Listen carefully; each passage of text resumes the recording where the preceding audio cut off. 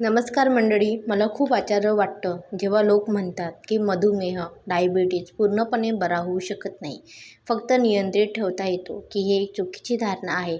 आणि मी फक्त 2-4 पुस्तक वाचून बोलत नाही आहे, तर मी माझ्या डोळ्यांनी लोकांना मधुमेह मुक्त होताना पाहिलं आहे. त्यांच्या सगळ्या गोळ्या बंद झाल्या आणि डॉक्टरांनी त्यांना सांगितलं की आता तुम्ही पूर्णपणे बरे आहात. आणि असंही नाही की त्यांनी लोकांनी पूर्णपणे उपाशी राहून हे साध्य केलं. त्यांनी फक्त त्यांच्या खाण्यापिण्याच्या सवयी सुधारल्या आणि ते 3-4 महिन्यातच त्यांचा मधुमेह बरा झाला. ही गोष्ट मनावर घ्या. सगळ्यात आधी एक गोष्ट लक्षात ठेवा की मधुमेह हा काही आजार नाही आहे, तर तो एक खाण्यापिण्याशी संबंधित बिघाड, डायटरी डिसऑर्डर आहे. तो आपल्या चुकीच्या खाण्यापिण्याच्या सवयीमुळे होतो. आणि जर खाण्यापिण्यात सुधारणा केली तर तो पूर्णपणे बराही होतो. कदाचित तुम्हाला लगेच विश्वास बसणार नाही, तर करून तर बघा. यात तुमचं काही नुकसान होणार नाही, उलट फायदाच होईल. या व्हिडिओमध्ये मी तुम्हाला काही खाद्यपदार्थांबद्दल सांगणार आहे, ज्यांना तुम्ही तुमच्या रोजच्या आहारात सामील केलं तर तुम्हाला दिसेल की मधुमेह कसा कमी होत जातो. तुम्ही आजचा हा व्हिडिओ पाहण्याआधी तुमची रक्तातील साखरेची पातळी, ब्लड शुगर नोंद करून घ्या आणि उद्यापासून हे सर्व पदार्थ तुमच्या आहारात घ्यायला सुरुवात करा.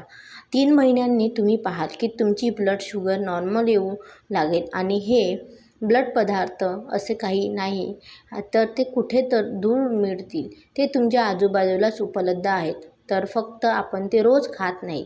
ही खूप चांगली वेळ आहे, कारण मी ज्या पदार्थांबद्दल बोलणार आहे त्यातले बहुतेक याच हंगामात मिळतात. या व्हिडिओच्या शेवटी मी तुम्हाला या 3 पदार्थापासून एक डाएट प्लॅनसुद्धा बनवून देईल. जर तुम्ही तो 1 महिना जर फॉलो केला तर तुम्हाला इतके चांगले परिणाम मिळतील की तुम्ही जर तो नंतर सोडणारच नाही. चला तर मग वेळ न घालवता मधुमेहाला पूर्णपणे घालवून टाकूया. पण व्हिडिओ सुरू करण्याआधी मला हे जाणून घेणे नक्कीच आवडेल की तुम्ही हा व्हिडिओ कुठून पाहत आहात आणि मी तुमच्या तिथे साध्य किती वाजले आहे. भोपळा, पंपकिन. मधुमेहावर नियंत्रण ठेवण्यासाठी खूप मदत करणारा पहिला पदार्थ म्हणजे भोपळा. त्याला तुम्ही काशीफळ किंवा काशी भोपळा असेही म्हणू शकता. 4 मुख्य कारणांमुळे भोपळ्याची भाजी रक्तातील साखर खूप लवकर कमी करते. म्हणजेच पहिले कारण, भोपळ्यामध्ये काही अशी संयुगे कंपाऊंड्स आढळतात जी वाढलेली रक्तातील साखर आपोआप कमी करतात. उदाहरणार्थ 2009 सालच्या एका संशोधनानुसार शास्त्रज्ञांना असं आढळलं की भोपळ्यामध्ये ट्रायगोनालाइन नावाचं संयुग असतं, जे मधुमेहाचं मूळ कारण असलेल्या इन्सुलिन रेझिस्टन्सला ठीक करतं, ज्यामुळे रक्तातील साखर सामान्य होते. दुसरे कारण, भोपळ्याची भाजी बनवताना एक महत्त्वाचा मसाला वापरला जातो, तो म्हणजे मेथीदाणे. तुम्हाला माहीत असलेच की मेथीदाणे स्वतःच मधुमेहाच्या औषधापेक्षा कमी नाही. जर कोणी रोज 1 चमचा मेथीदाणे पाण्यात भिजवून ठेवले आणि सकाळी नाश्त्याआधी ते पाणी प्यायले तर काही दिवसातच रक्तातील साखर कमी होऊ लागते. भोपळ्याची भाजी मेथी दाण्याशिवाय अपूर्ण आहे. त्यामुळे जर तुम्ही मेथीदाणे भिजवून खाल्ले नाहीत तर भोपळ्याची भाजी नियमितपणे खाल्ली तर तुम्हाला मेथीदाण्याचाही मधुमेहासाठीच फायदा मिळेल. तिसरे कारण, भोपळ्याच्या बिया. तेव्हा तुम्ही भोपळ्याची भाजी बनवता तेव्हा त्याच्या बिया चुकूनही फेकू नका. आपण बाजारातून भोपळ्याच्या बिया, पंपकिन सीड्स वेगवेगळ्या विकत घेतो, ज्याचा भाव खूप असतो. मग भाजी बनवताना फुकट मिळालेल्या बिया का फेकायच्या? भोपळ्याच्या बियांचे फायदे खूप आहेत, पण विशेषतः रक्तातील साखरेबद्दल बोलायचं झाल्यास काही संशोधनानुसार भोपळ्याच्या बिया या बिया कोणत्याही स्वरूपात शरीरात गेल्या तरी त्या रक्तातील साखर कमी करतात. 2015 साली 40 लोकांवर एका संशोधन झालं होतं. ज्या लोकांना आहारात भोपळ्याच्या बिया समावेश करण्यात आला होता ज्यांनी जेवणानंतरची रक्तातील साखरेची पातळी 35% पर्यंत कमी झाली आहे. भोपळ्याच्या बिया इतक्या प्रभावी यासाठी आहेत कारण त्या अँटीऑक्सिडंट असतात जे रक्तातील साखर वाढू देत नाहीत. तर चौथे कारण, भोपळ्याच्या बिया उच्च गुणवत्तेच्या फॅट्स स्निग्ध पदार्थाचा स्रोत आहेत आणि फॅट्सचा गुणधर्मच रक्तातील साखरेची पातळी सामान्य ठेवते हा असतो. याशिवाय त्यात फायबर ही खूप जास्त असतं. फायबरचा मुद्दा आला तर मी तुम्हाला सांगते की जो हिरवा भोपळा असतो तो रक्तातील साखरेसाठी जास्त फायदेशीर आहे. कारण त्याची भाजी बनवताना आपण त्यात सालही काढत नाही, फक्त चिरण्याआधी त्याला स्वच्छ धुवून घेतो. त्यामुळे तुम्ही जेव्हा जेव्हा भोपळ्याची भाजी खाल तेव्हा तुम्ही मधुमेहाचीच औषध घेत आहात असं समजा. लक्षात ठेवा, भोपळ्याची भाजी बनवताना जी साखर टाकली जाते ती टाळा. भोपळा नैसर्गिकरित्या गोडच असतो. मधुमेहाच्या रुग्णांनी वरून साखर घालणं टाळायला हवं. दुसरा पदार्थ जो मधुमेहासाठी औषधांपेक्षा कमी नाही आणि तुम्हाला माहीतही आहे तो म्हणजे कारले. मित्रांनो, कारल्यामध्ये काही अशी संयुगे कंपाऊंड्स असतात जी इन्सुलिनचे उत्पादन वाढवतात. आयुर्वेदानुसार कारले वाढलेल्या रक्तातील साखरेसाठी एक रामबाण उपाय आहे, यात काहीच शंका नाही. आता काही आधुनिक संशोधनांनी हे मान्य करत आहे की कारले रक्तातील साखर कमी करतात. खरं तर कारल्यामध्ये असे काही घटक असतात ज्यामुळे स्वादुपिंड या अवयवांची कार्यक्षमता सुधारते, जो मधुमेहामध्ये महत्त्वाचा असतो. आजकालच्या काही नवीन संशोधनानुसार कारल्याचा रस स्वादुपिंडाच्या कर्करोगासाठी एक प्रभावी औषध आहे असं सांगितलं जातंय. हो, मला माहिती आहे की कारले खाणं किंवा त्याचा रस पिणं काही सोपं नाही, पण त्याचे फायदे खूप आहेत. कारल्याचा रस चवीला चांगला बनवण्यासाठी 2 पद्धती आहे. ही सोपी रेसिपी वापरून बघा. एक कारलं घ्या आणि त्याचे छोटे तुकडे करा. ते एका मिक्सरमध्ये टाका आणि त्यात 1 ग्लास पाणी आणि थोडंसं आलं घालून मिक्सरमधून वाटून घ्या. वाटल्यानंतर ते एका भांड्यात गाळणीच्या सहाय्याने गाळून घ्या. त्याचा रस वेगळा करा. आता त्यात अर्धा चमचा सेंधव मीठ किंवा काळं मीठ टाका. त्यानंतर त्यात 1 लिंबाचा रस चांगल्या प्रकारे पिळा. मिश्रण व्यवस्थित ढवळून घ्या आणि एका ग्लासमध्ये काढून घ्या. कारल्याच्या रसात आले, लिंबू आणि काळं मीठ घातल्यामुळे त्याचा फायदा तर वाढतोच, पण त्याची चवही पिण्यासारखी होती.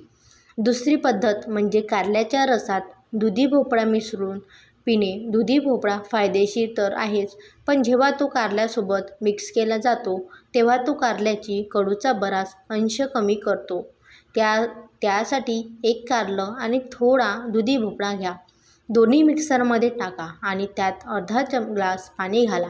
कारण दुधी भोपळ्यामध्ये स्वतः पाणी असतं. यात थोडंसं आलं, भाजलेलं जिरं, काळं मीठ आणि पुदिन्याची पानं उपलब्ध असल्यास टाका. लिंबाचा रस घाला आणि मिक्सरमधून फिरवून घ्या. त्यानंतर गाळून घ्या. तुम्हाला कळणारही नाही की तुम्ही कारल्याचा रस पीत आहात की 2 महिने हा रस पिऊन बघा. तुम्हाला दिसेल की रक्तातील साखर कशी कमी होते. कारल्याचा रस पिण्याची सर्वोत्तम वेळ म्हणजे नाश्त्याच्या अर्धा तास आधी किंवा दुपारच्या जेवणानंतर 1.5-2 तासांनीही तो पिऊ शकता. टिप: कारल्याचा रस बनवताना त्याच्या बिया काढल्या नाहीत तर चांगले. त्यामध्ये खूप पोषक गुणधर्म असतात. त्यांनाही मिक्सरमध्ये वाटून घ्या. तसाही तुम्ही गाळूनच पिणार आहात. दुधी भोपळ्याचा रस बनवताना फक्त एक गोष्ट लक्षात ठेवा की कच्चा दुधी भोपळा थोडा खाऊन बघा. तो कडू नसावा. आपल्याकडे घरामध्ये कारल्याची भाजी तर बनलीच जाते. मोहरीच्या तेलात बडीशेपचा तडका देऊन आणि शेवटी लिंबाचा रस घालून ती बनवली जाते. त्यामुळे कारल्याचा कडूपणा कमी होतो. बडीशेप आणि लिंबामुळे भाजी आणखी फायदेशीर होते. सुकामेवा, नाचणी, बिया, सीज. मित्रांनो, जेवणाच्या मध्ये जेव्हा तुम्हाला काही खाण्याची इच्छा होते तेव्हा तुम्ही काय खाता? बहुतेक लोक बिस्किटे, शेव, चिवडा किंवा वेफर्स सारखे पदार्थ खातात किंवा काही जण थेट झोमॅटो, स्विगीवरून ऑर्डर करतात. या छोट्या चुकांमुळे मधुमेह पूर्ण बरा होत नाही. पण अशा वेळी जर तुम्ही सुकामेवा, नट्स, बटर, फळं किंवा बिया खाल्ल्या तर तुमची भूक तर मिटेलच, पण तुमची रक्तातील साखरही कमी होईल. उदाहरणार्थ मखाना, कमळाच्या बिया यांना तुम्ही थोड्या तुपात भाजून खाल्ले तर ते इतके कुरकुरीत लागतात की त्यांचे वेफर्सही फिक्के पडतील. सर्वात महत्त्वाची गोष्ट म्हणजे अनेक संशोधनानुसार मखाना रक्तातील साखर कमी करणाऱ्या पदार्थांपैकी एक आहे. केळी आणि काजू.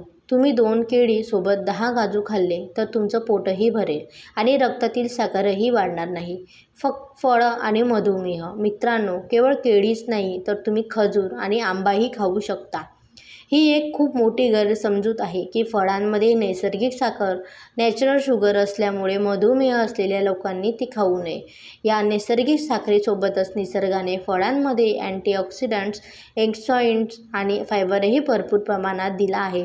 त्यामुळे जेव्हा आपण फळं खातो तेव्हा शरीर त्यांना सहजपणे पचवत आणि मुळे रक्तातील साखर हळूहळू वाढते.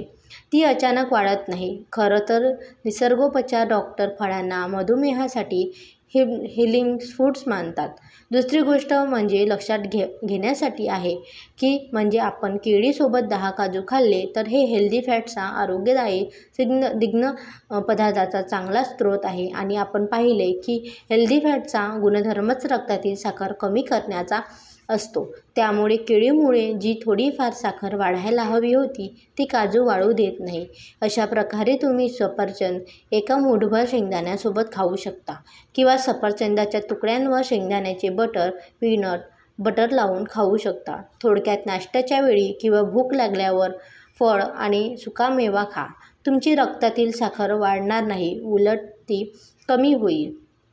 आधुनिक विज्ञानही हे स्पष्टपणे सांगते की नट्स, बटर आणि बिया जसे की कमळाच्या बिया, भोपळ्याच्या बिया, जवस, फ्लॅक्स सीड्स, सब्जाची सीड्स रक्तातील साखर कमी करण्यात खूप मदत करतात. या सगळ्यांचा सारांश म्हणजे जेव्हाही तुम्हाला मधल्या वेळेत भूक लागेल तेव्हा शेव, चिवडा, बिस्किटे, वेफर्स असे पदार्थ खाण्याऐवजी फळ आणि सुकामेवा खा. काही दिवस हे करून बघा. तुमची रक्तातील साखर पाहून तुम्ही थक्क व्हाल. भेंडी पुढचा पदार्थ आहे. ही भेंडी उन्हाळ्यात भरपूर मिळते. भेंडीची भाजी फक्त चविष्टच नाही तर रक्तातील साखर कमी करण्यातही खूप फायदेशीर आहे. असं केवळ मी नाही तर आधुनिक संशोधनही सांगत आहेत.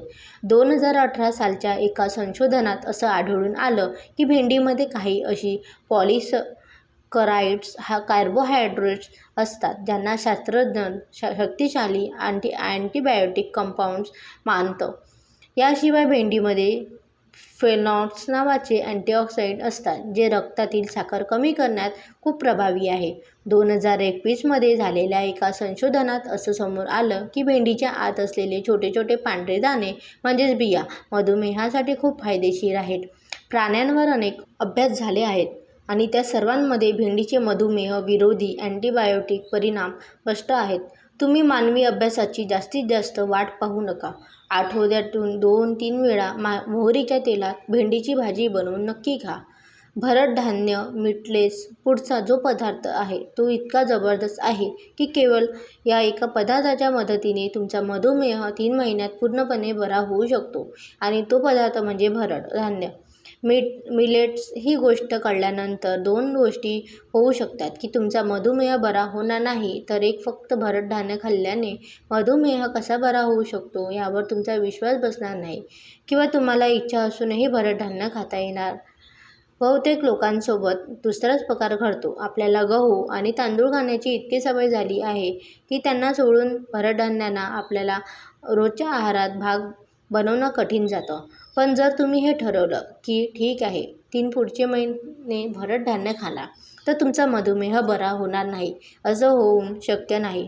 भरड धान्य म्हणजे काय? भरड धान्य म्हणजे लहान धान्य जसे की वरई, कोंदे, नाचणी, ज्वारी आणि भगर हे काही नवीन धान्य नाहीत तर भारताची सर्वात जुनी धान्य आहेत. ही 5 धान्य सर्वात चांगली आहेत कारण त्यांचा ग्लायसेमिक इंडेक्स इतर धान्याच्या तुलनेत सर्वात कमी आहे आणि त्यात फायबर सर्वात जास्त आहेत. तुम्ही त्यांना तांदळाऐवजी सहजपणे वापरू शकता. भरड धान्य वापरण्याआधी त्यांना किमान 6 तास भिजवून ठेवणे खूप गरजेचं आहे. भिजवल्यानंतर ती फक्त 20 मिनिटात शिजतात.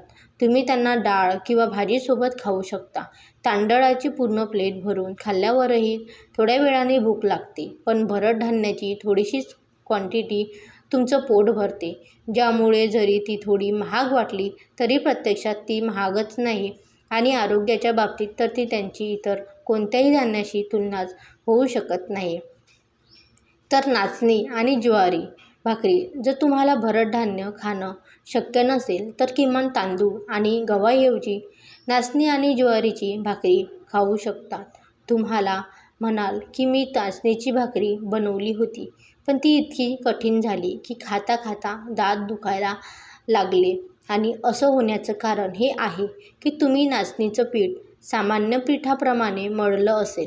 नाचणीचे पीठ गरम पाण्याने मळा. कसे बनवायचे? एका भांड्यात तुम्हाला जेवढं पीठ मळायचं आहे तेवढेच पाणी उकळायला ठेवा. पाणी उकळायला लागल्यावर त्यात नाचणीचे पीठ घाला. गॅस बंद करा आणि 5 मिनिटांसाठी झाकण ठेवून पीठ थंड होऊ द्या. नंतर या मिश्रणापासून पीठ मळा आणि भाकरी बनवा. भाकरी खूप मऊ होईल आणि याच पद्धतीने तुम्ही ज्वारी भाकरी बनवू शकता. गहू सोडून नाचणी आणि ज्वारीची भाकरी खाण्यासाठी ही खूप चांगली आणि सोपी पद्धत आहे. नाचणी आणि ज्वारी शरीराला थंडावा देतात. 2-3 महिने गव्हाच्या भाकरीऐवजी नाचणी आणि ज्वारीची भाकरी खाल्ल्यास तुमची रक्तातील साखर तर कमी होईलच, पण वजनही कमी होईल आणि हाडही मजबूत होईल. ओट्स ही रक्तातील साखर कमी करण्यासाठी खूप चांगला आहे. ओट्समध्ये विद्राव्य आणि अविद्राव्य असे दोन्ही प्रकारचे फायबर असतात, जे रक्तातील साखर कमी करतात. तुम्ही नाश्त्यांमध्ये ओट्स, दलिया खाऊ शकता. बाजारात स्टील कट्स ओट्स मिळतात. गव्हाच्या दलियाप्रमाणेच हे ओट्स दलिया असतं. भाज्या घालून त्याचा नाश्ता बनवा. दुपारच्या जेवणात आणि रात्रीच्या जेवणात नाचणी आणि ज्वारीची भाकर खा. कधीतरी डाळीसोबत भरड धान्य खा. खरं सांगा, जर तुम्ही हे केलं तर एका महिन्यातच तुम्हाला असे परिणाम मिळतील की तुम्ही म्हणाल, अरे याआधी का नाही कळलं. पुढचा पदार्थ सांगण्याआधी मी तुम्हाला एका नैसर्गिक सप्लिमेंट्सबद्दल सांगू इच्छिते, ज्याबद्दल आधुनिक विज्ञानालाही काही शंका नाही की ते खूप प्रभावी आहे. मी बोलत आहे अश्वगंधाबद्दल. शरीरात ताकद वाढवायची असो, तणाव कमी करायचा असो, चांगली झोप घ्यायची असो किंवा शरीरातील साखर कमी करायची असो, अश्वगंधा सर्व गोष्टींसाठी फायदेशीर आहे. होय मित्रांनो, 24 वेगवेगळ्या संशोधनाचा अभ्यास केल्यानंतर शास्त्रज्ञांनी हे मान्य केलं की अश्वगंधा घेतल्याने रक्तातील साखर लक्षणीयरित्या कमी होते आणि इन्सुलिनचं उत्पादन वाढतं.